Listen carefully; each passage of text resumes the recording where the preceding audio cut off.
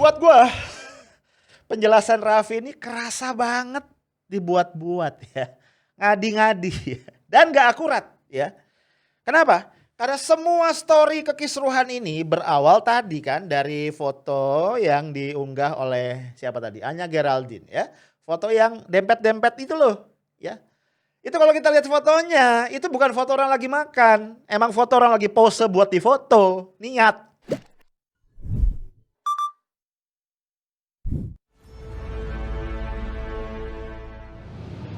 Saat ini Raffi Ahmad hadir sebagai perwakilan dari masyarakat mewakili kaum milenial yang bisa semoga menjadi inspirasi bagi seluruh masyarakat Indonesia untuk yakin terhadap vaksin COVID-19 ini dan turut mensukseskan program vaksinasi di Indonesia.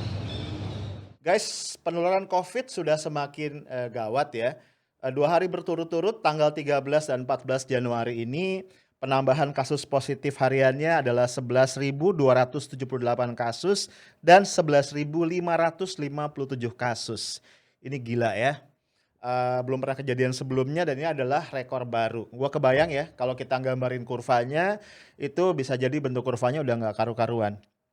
Sejujurnya guys, gua kesel banget nih sama pemerintah kita yang waktu di awal itu kesannya lalai atau bahkan ngegampangin masalah COVID.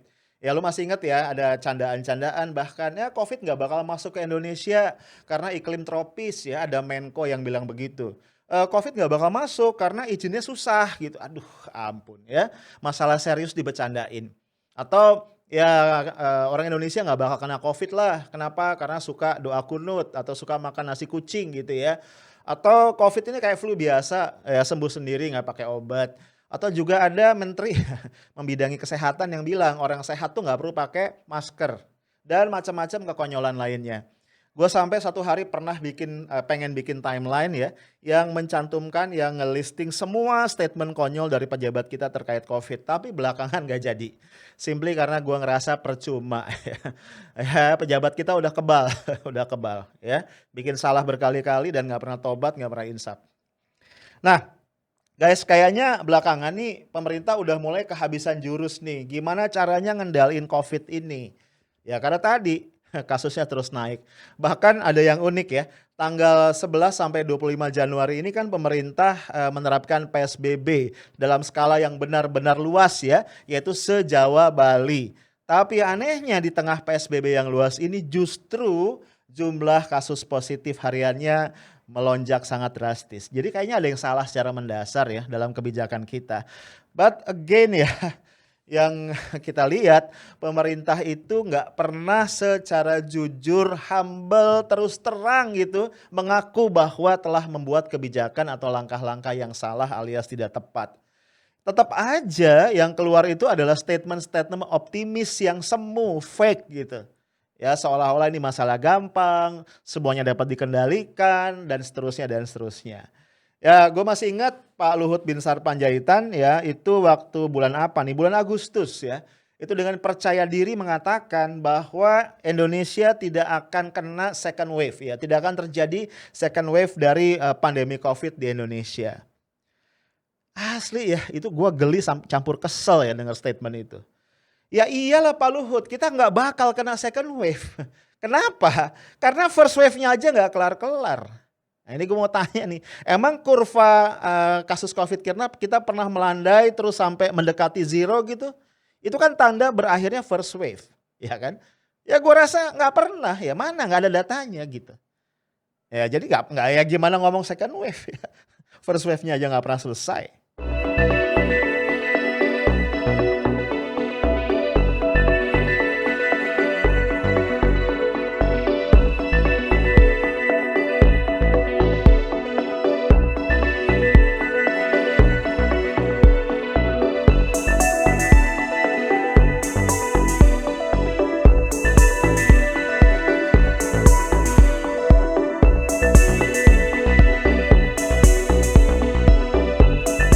Nah, guys, di dalam kondisi runyam kayak gini, kayaknya satu-satunya jurus yang masih tersisa ya dari pemerintah adalah apa? Menggesa nih, ya, memburu-buru lah gitu. penyediaan dan penyuntikan vaksin COVID. Targetnya juga nggak main-main ya, membentuk herd immunity atau kekebalan populasi dengan memvaksin setidaknya 70% masyarakat Indonesia. Itu setara dengan kurang lebih 180 juta jiwa dalam 15 bulan ke depan. Ya ini bukan cuma persoalan menyediakan vaksinnya guys, tapi juga persoalan mendorong, memotivasi masyarakat untuk bersedia divaksin. Karena ya terus terang ya, bahkan WHO sendiri mengakui memang secara global masyarakat itu masih sangat resisten terhadap vaksinasi COVID-19. Nah ya kita tahu ya, pemerintah langsung tancap gas beli vaksin Sinovac dari China. Sudah datang 3 juta dosis vaksin jadi dan 45 juta dosis bahan baku vaksin yang akan datang bertahap dalam 2 tahap ya, 2 kali kedatangan. MUI digesa untuk ngeluarin fatwa halal ya, akhirnya keluar juga.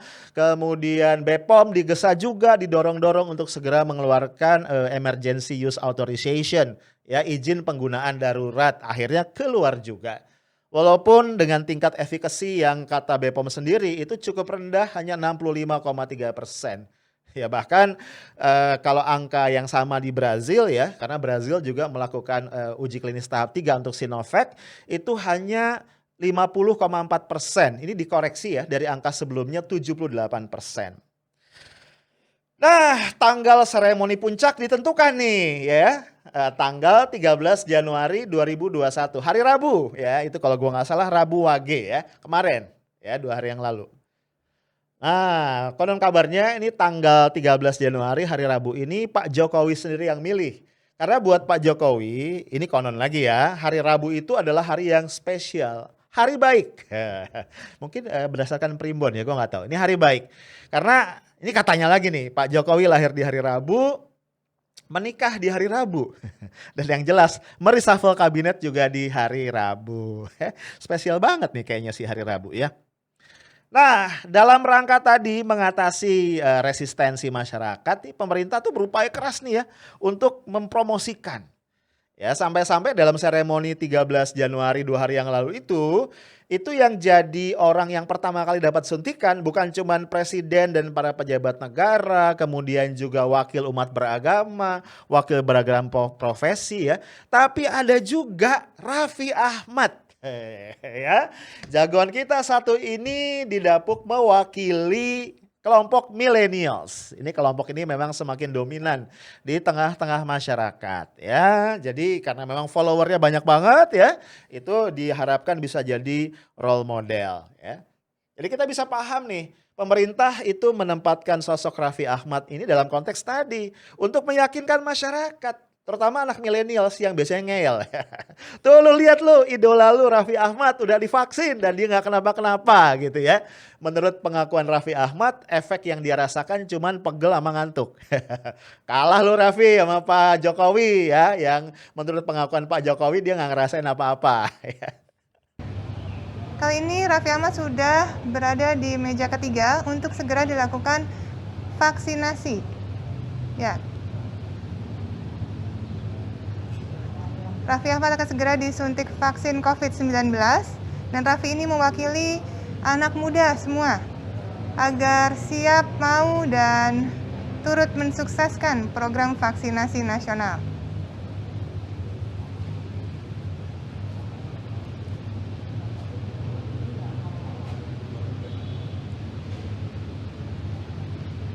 Ya, kita lihat sama-sama Raffi sudah memberikan kode jempolnya dan menandakan bahwa dia baik-baik saja, nyaman.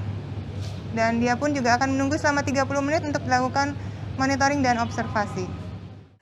Oke, guys, pertanyaannya adalah apakah niat baik pemerintah yang ngajak Raffi Ahmad tadi untuk jadi role model ya dalam konteks vaksin, dalam konteks sikap kita di dalam kondisi COVID ini itu tepat apa enggak gitu. Nah ini menarik nih guys ya, hanya selang beberapa jam sesudah divaksin, ternyata ini ya di Rabu malam ya, ada tangkapan kamera nih ya di di Instastory-nya Anya Geraldine. Ada foto nih ya yang ngeri-ngeri sedap ya. Raffi tertangkap kamera tanpa masker ya. Ini posenya dempetan mesra banget ya. Dengan istrinya Nagita Slavina, dengan Sean Gelael, dengan Gading Marten. Ya of course ya, nggak pakai jarak, nggak pakai social distancing. Nah terus foto ini di-repost di banyak banget akun dan menyebar kemana-mana. Nah guys, kelakuan selebornya Raffi ini kemudian ditegur nih oleh sesama selebritis ya.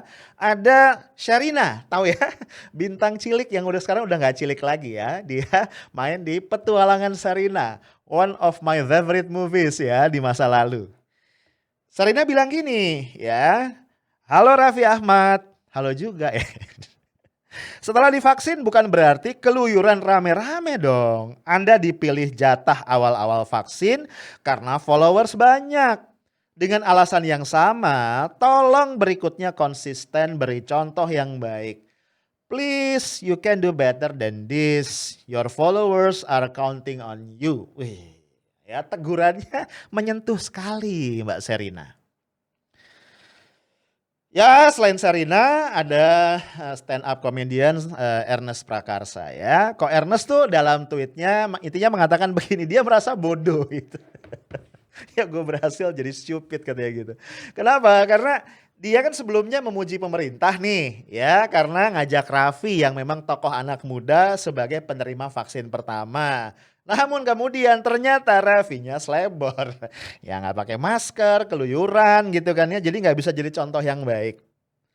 Nah guys, atas teguran yang disampaikan baik oleh Sherina maupun Ernest ini, banyak nih netizen yang mendukung ya, mendukung tindakan mereka menegur Raffi.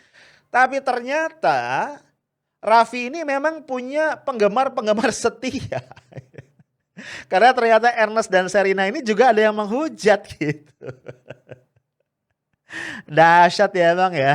Raffi ini penggemar-penggemar fanatiknya itu militan. Militan banget. Intelektual muda NU Ahmad Sahal lewat akun @sahal_as juga ikut berkomentar guys. Dia bilang begini, setuju kita berhak marah. Dan marahnya nggak hanya ke Raffi Ahmad yang belgedes. Belgedes ini apa maksudnya ya. Tapi juga ke hostnya. Ya konon hostnya adalah Sean Gelael ya. Ke Ahok dan para artis yang hadir. Ini kenapa jadi ada Ahok ya? Ternyata emang ada guys. Jadi di Tenggara ini Ahok ya alias Basuki Cahayapurnama emang hadir nih di acara private party yang dilakukan di kediaman Ricardo Gelael di daerah Prapanca, Jakarta Selatan ini. Ya, kita tahu ya Ahok ini sekarang menjabat sebagai Komut Pertamina. Nah, ada tangkapan kamera yang beredar di banyak akun. Ahok ini sedang menyanyi ya, tanpa masker of course, dengan seorang penyanyi terkenal Once. Nah, menurut Kompol Sujarwo, Kapolsek Mampang, pesta tersebut dihadiri oleh sekitar 30 orang dan tidak ada pemberitahuan atau permintaan izin kepada kepolisian setempat. Nah, Pak Sujarwo mengaku kesulitan ya untuk mengidentifikasi atau memantau private party seperti ini karena dilakukan di rumah, nggak ada tanda-tanda dari luar ya. Bahkan mobil-mobil pun itu diparkir di dalam gerbang.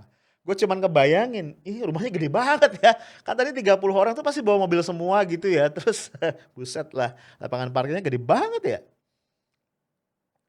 Nah guys, wajar banget kalau kemudian istana yang sudah susah-susah nih mendapuk Raffi sebagai sosok role model itu kecewa berat ya. Kepala Sekretariat Presiden Pak Heru Budi Hartono mengatakan bahwa Raffi sudah kembali ditegur ya, diingatkan untuk tetap apa? Mencuci tangan, memakai masker, menjaga jarak dan menghindari kerumunan. Kenapa gue ketawa, gue geli asli. Raffi ditegur doang. Diingatkan 3M. Ampun.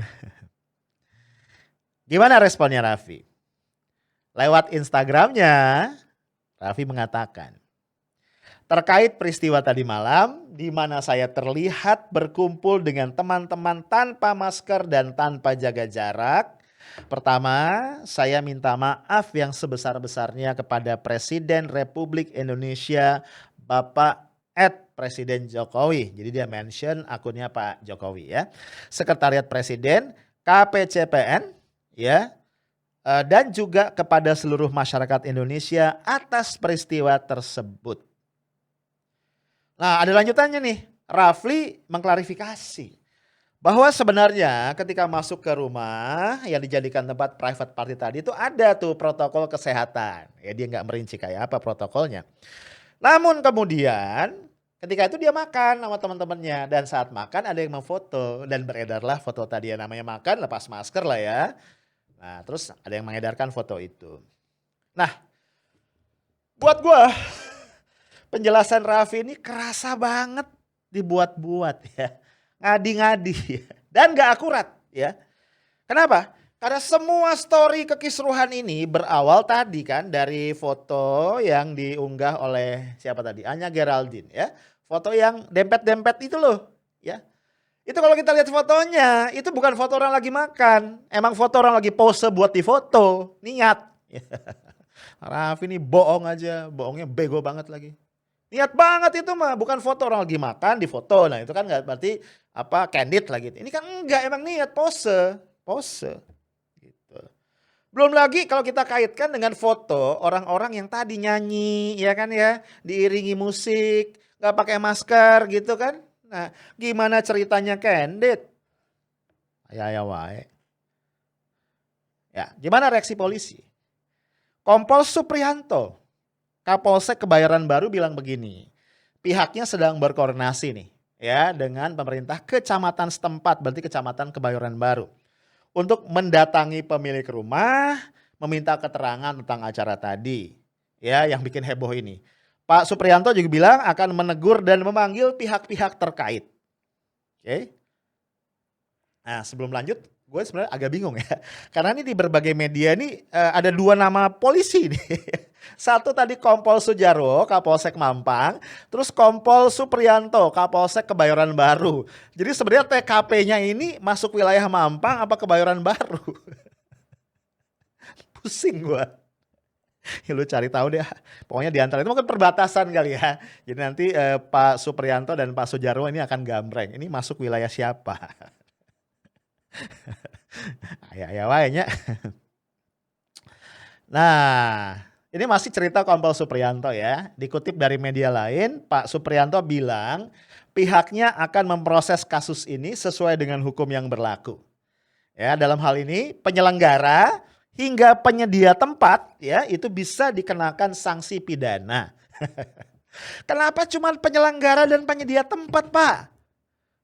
Ya, gue mau nanya nih, tamu undangan para selebritis itu, Raffi dan istrinya ya yang terhormat Pak Ahok, itu gimana kabarnya? Nah, kembali ke urusan Ahok ya. Yang ditengarai hadir di private party tadi ini bermula dari instastory-nya Aurelia Muremans. Susah amat namanya ya. Nah, di foto tadi Ahok nyanyi kan sama Once Mekel tanpa masker, pakai kemeja biru celana hitam. Namun anehnya nggak berapa lama tuh unggahan tadi hilang tit. Foto-foto party itu juga hilang ya, segera hilang dari IG-nya artis-artis para selebritas yang terkait. Tiba-tiba hilang. Nah guys, terkait dengan kehadiran Ahok yang bikin heboh ini, ada tweet menarik dari jagoan kita yang lain, Dr. Tirta.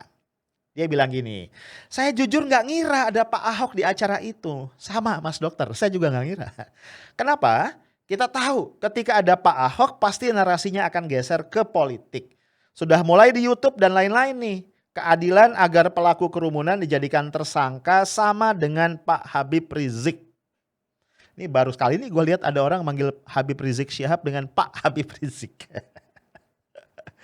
Betul Dr. Tirta. Semua yang berkerumun, apalagi yang mengundang kerumunan harus diproses secara hukum, kita setuju ya.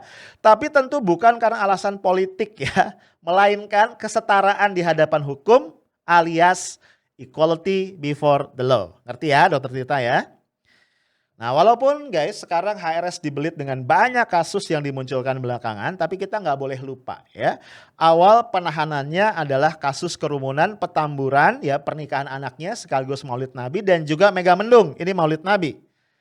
Kita juga nggak boleh lupa nih, HRS sudah menyatakan atau menyampaikan permohonan maaf atas kerumunan yang terjadi. Bahkan beliau juga sudah dikenakan denda oleh Pemprov DKI sebesar 50 juta. Dendanya dibayar.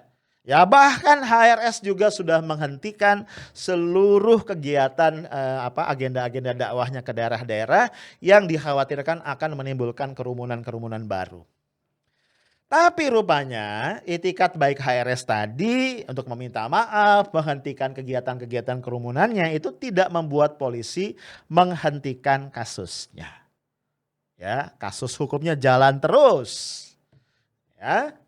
Nah, gue punya beberapa catatan atas kasus-kasus ini ya.